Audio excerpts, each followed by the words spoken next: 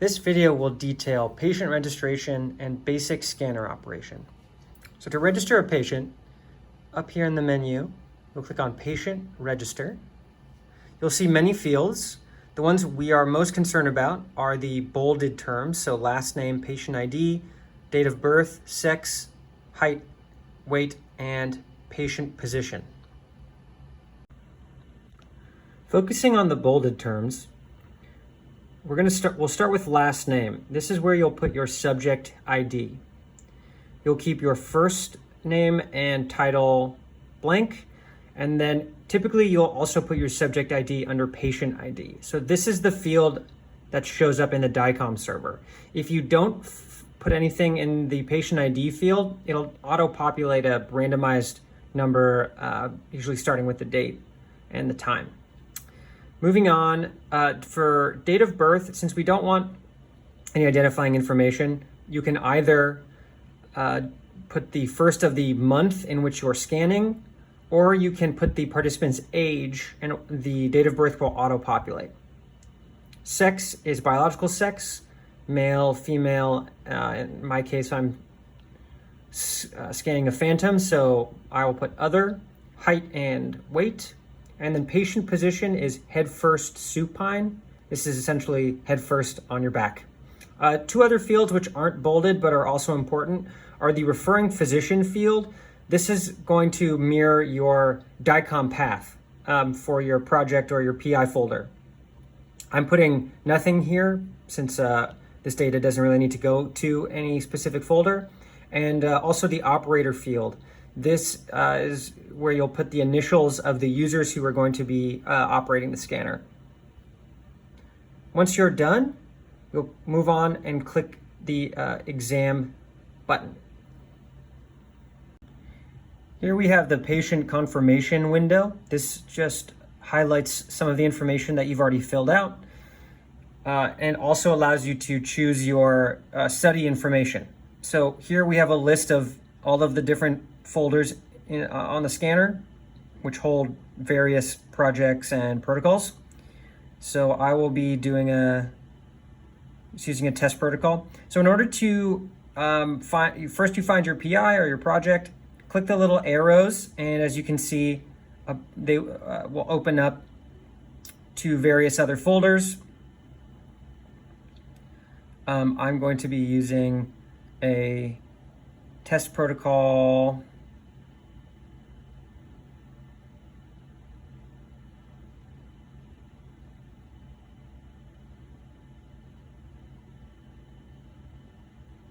down here.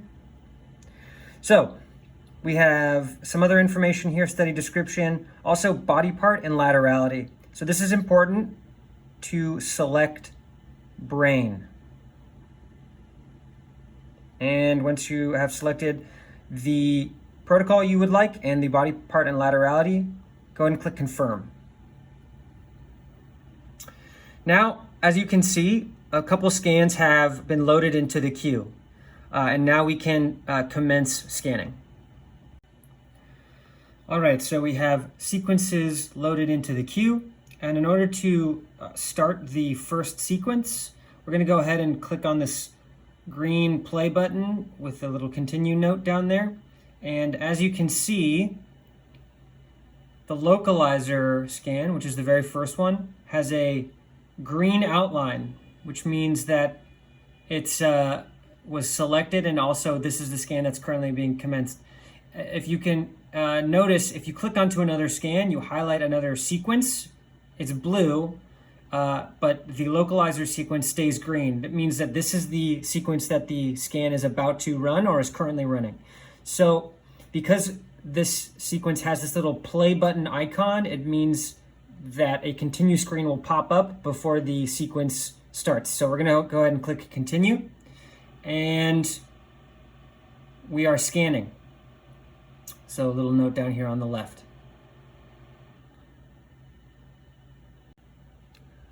So we have run the first three sequences. We've run the localizer, the scout, and the localizer aligned. And now we're moving on to the spin echo field map.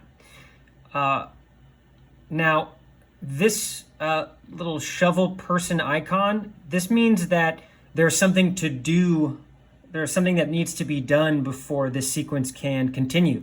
And in most cases, it's placing the field of view. So as you can see, we have this yellow box up here in one of the segments. And if you move the mouse to the center, where there's this circle, you can actually kind of translate this box around. Now, of course, there's not a whole lot of brain going on here, but typically what you're going to want to do is you're going to want to put as much or all of the brain in the box. And some important points: make sure that when you're moving or you're rotating, you either have the all four arrows icon or you have this kind of rotating circular icon. And you always should only be moving or touching this box on the center double dotted line. Never do anything on the outside lines, because they can lead to mistakes such as increasing or decreasing the field of view, and this leads to some very bad outcomes. Now, if you feel like you've made some mistake and you have altered the field of view or the number of slices or something like that, you can always go back to default by clicking on this X, this gray cancel button. And as you can see, the sequence is closed out. And in order to reapply, you double click on the sequence you had open. And a note to know which sequence is open, you can see there's this little kind of pointy edge on the sequence. And that lets you know which sequence you've selected. So once you're ready to continue, you like where the field of view is, you press on this apply button. The scan or the sequence starts to prepare, adjusting the shim field and all of that. And again, because this play icon, this little play button icon is on the sequence, that means a continue screen will pop up before we can continue. So we've received a stimulation warning, and this will occur on lots of functional sequences, especially multiband sequences. And this is kind of normal stimulation warning. So just make sure that you tell your patient or subject before your scan begins. Typically, you tell them in the informed consent or before they enter the scanner that this might happen. They may experience some kind of stimulation in their muscles. Typically, it's the muscles between the ribs where it's most common. So that way, if they do feel it, they're not too alarmed. Anyway, it's all right to go ahead and click OK through this. And we have a little note down here for waiting for user to continue. And this is an indication that we're ready to start the sequence.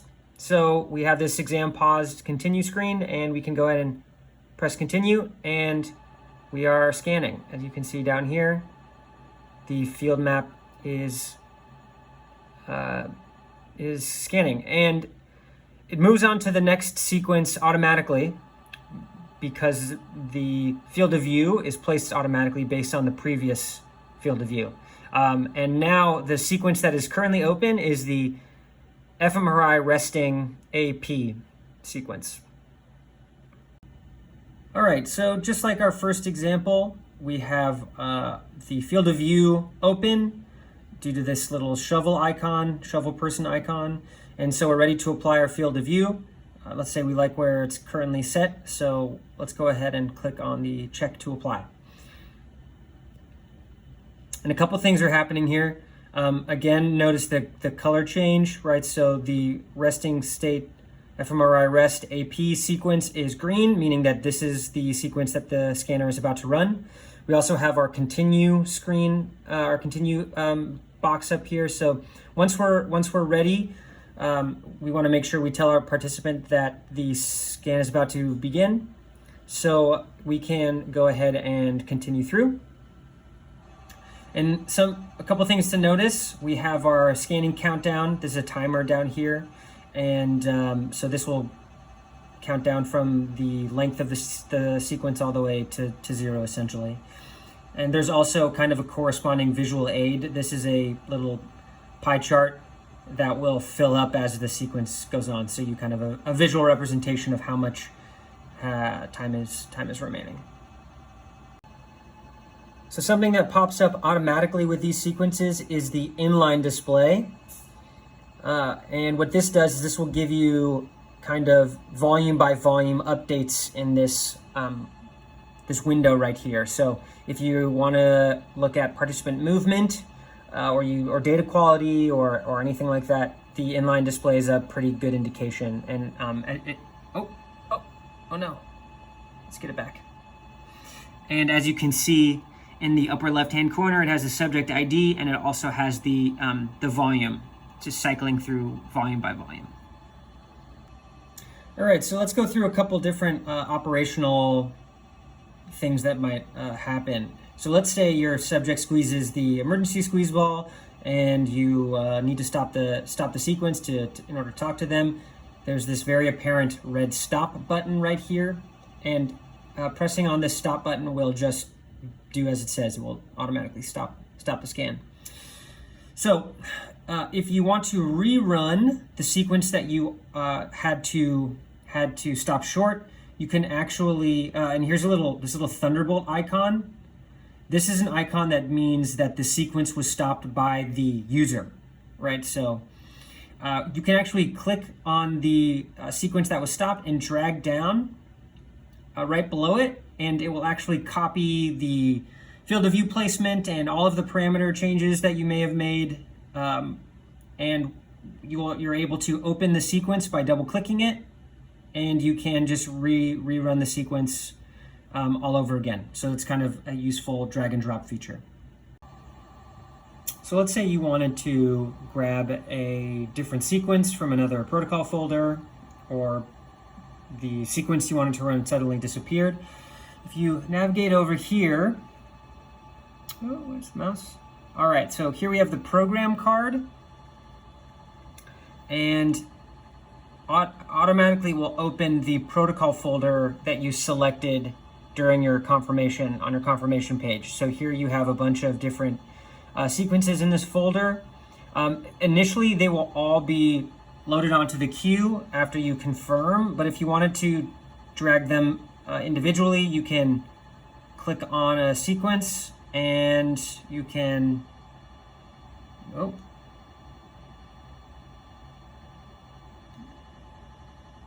on. There we go. Has to be below the sequences that haven't been run yet. So you can click and drag and move it over here, and as you can see, it embeds right where the orange line is. Now let's say you want to actually, you don't have time and you want to delete some sequences from the queue. You simply right click and delete them, and they disappear. You can also click drag down to this little trash bin down here. So either will work.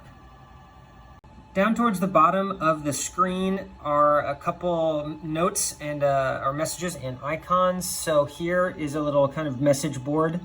Will tell you data being sent, if measurements are being stopped or loaded, and you can just click away when you're finished. This is the hard disk space. So right now we're about a little over halfway.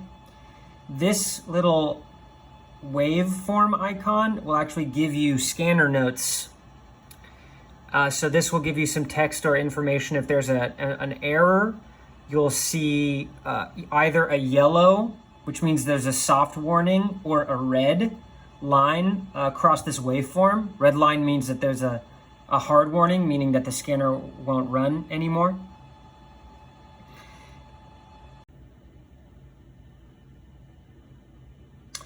Another icon, so after a sequence has stopped or moved on, or the scan is done, you'll see this little computer icon, and this is an indication that your data is being sent to the DICOM server. So as you can see, we have our subject or patient ID and our destination, which is DICOM server 1. So this is the standard DICOM server where everyone accesses the DICOM data. So if you see that little icon, that computer icon down there, that means that data is being sent successfully.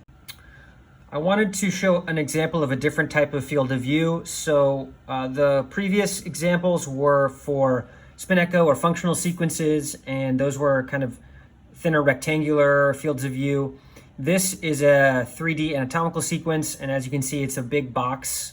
It's a square, and same kind of deal. If you want to translate, you want to move up, down, left, or right. Make sure that you're in the very middle of the field of view, and you have the 4 arrow icon, and then you can move this around. Don't be alarmed. This is normal to have a field of view this size. You're looking to get the entire brain, cerebellum regions, and you will get some of the neck and some of the outside space, but that's okay. And again, once you're done or you like where the placement is, you can click apply. All right, so let's assume that our session is over. We've completed all of our scanning, and it's time to wrap up. You're going to navigate up to the patient tab again, up here on the list of different menu options. So patient, close patient. And what that will do is that will close out all of the current information, scan information, and patient information. And now, how do you look at the data you've collected? You can do that right on the console. Again, you go to patient and you go to browser. And you can click on the browser before you close out of the patient.